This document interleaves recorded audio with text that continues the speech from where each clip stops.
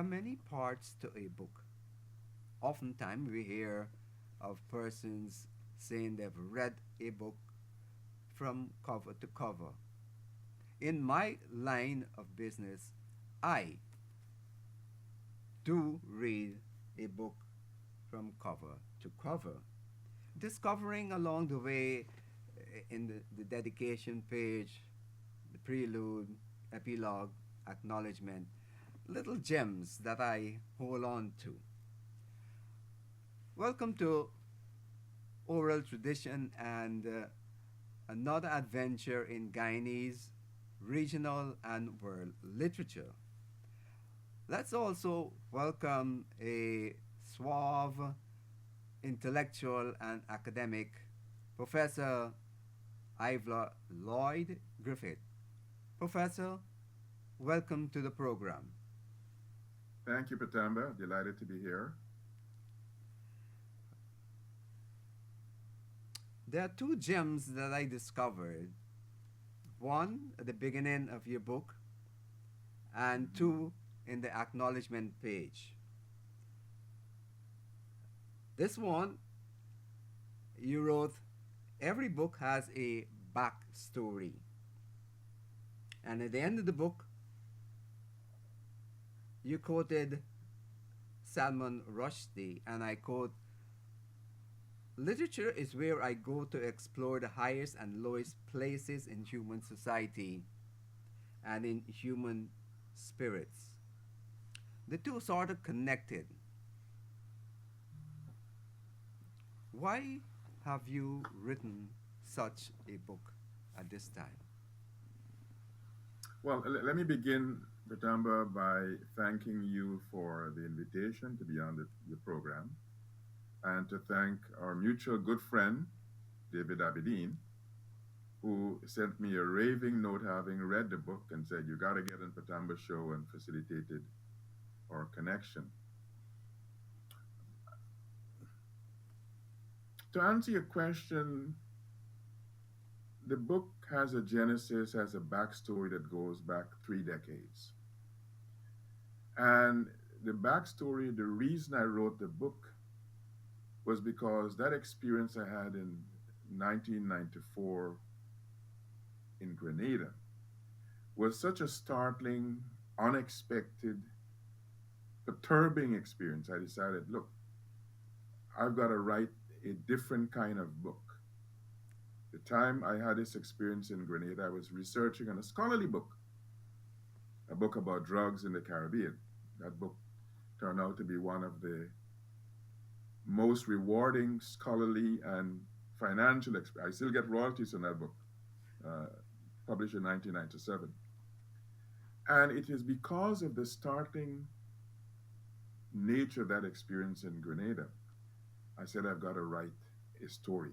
I've got to put this experience in a different kind of piece, not a scholarly piece.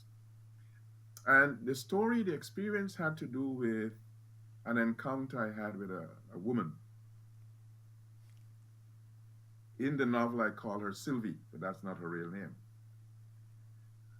You know what it is, Patamba, when you're going, if you're in New York or in Toronto or London and you're going back to Guyana or going back to the Caribbean, people will say, take this envelope for my friend, take this little package for my cousin. I was taking an envelope for a friend who was at the time living in Washington, D.C.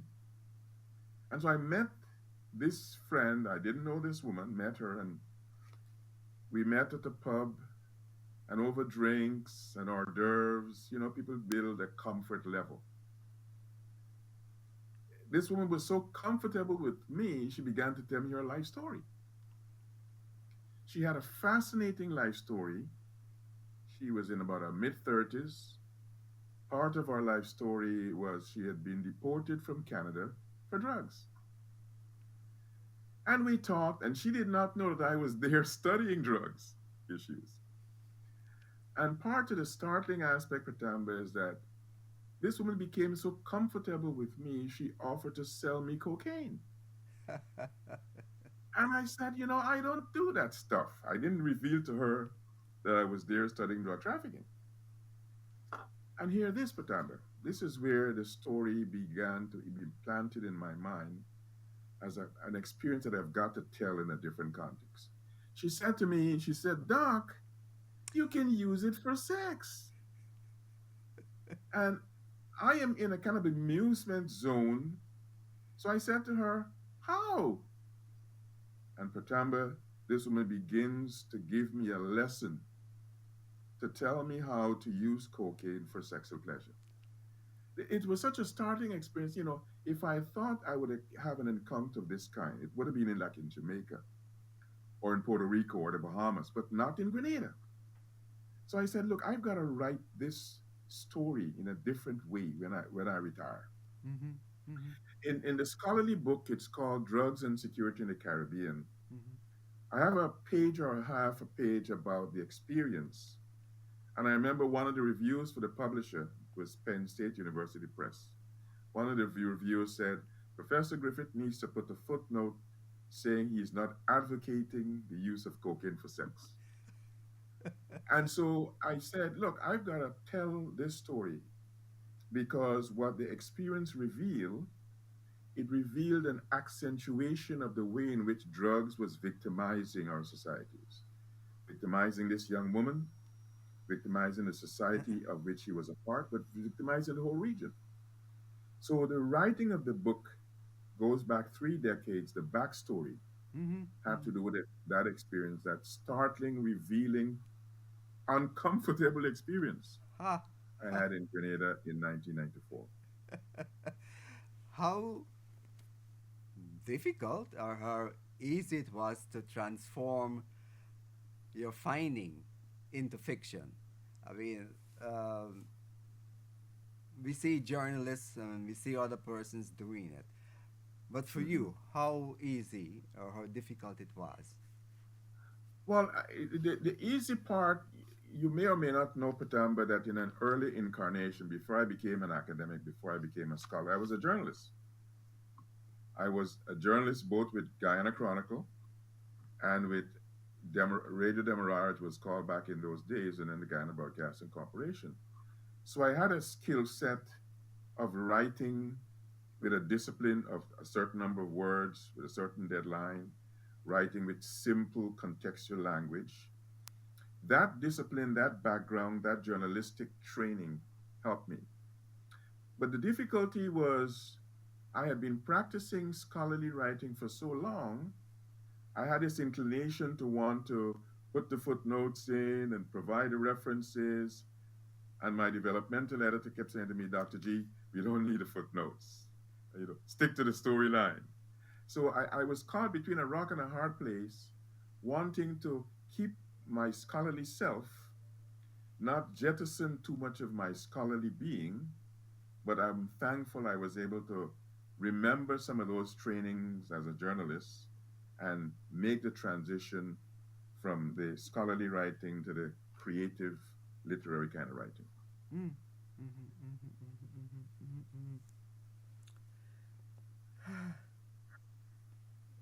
There are many pitfalls associated with the first novel, Hmm. and you seem to have avoided them well, which means that you pay close attention to those pitfalls. And you had a lot on your plate. For instance, you mentioned about some 50 odd characters. It brings me to the Hmm. point, um, was this story character driven or was it plot driven? I think I'm relying upon the writings of more accomplished novelists. If you can say my one novel is an accomplishment, I suspect that it's always a combination of plot and character. And driven by plot, but character intrusion or character serendipity or character infusion along the way. So plot was main aspect and character was secondary aspect. But I've got to tell you that I had a larger plot in mind. As a matter of fact, I give my wife credit for, as I said in many other interviews, saving me from myself. I had a plot that would have allowed me to have a book 400, 500 pages. It had initially 11 chapters. My wife said to me, honey, this is your first novel. Nobody wants to read a 500-page novel. So keep it short. You know, I was looking at Marlon James's Seven A Brief Killings. History of Seven Killings, and I'm saying, Yeah. if Marlon James can do it, I can do it. She said, she reminded me to practice. You know, it's good to have a wife who is grounded in practicality. She said, that was not Marlon James's first novel. This is your first novel, she reminded me. So I cut it back and I cut it short, actually, and it is what it is. But I say that to say, Petamber, that insofar as plot and character are concerned, I had enough in the plot and the character listing for a second novel. Mm-hmm. As a matter of fact, I plan next year early, Yeah. after the holidays and family celebrations. My son is getting married in a couple of weeks. We have a lot of family stuff happening. I'm going to turn to the second novel.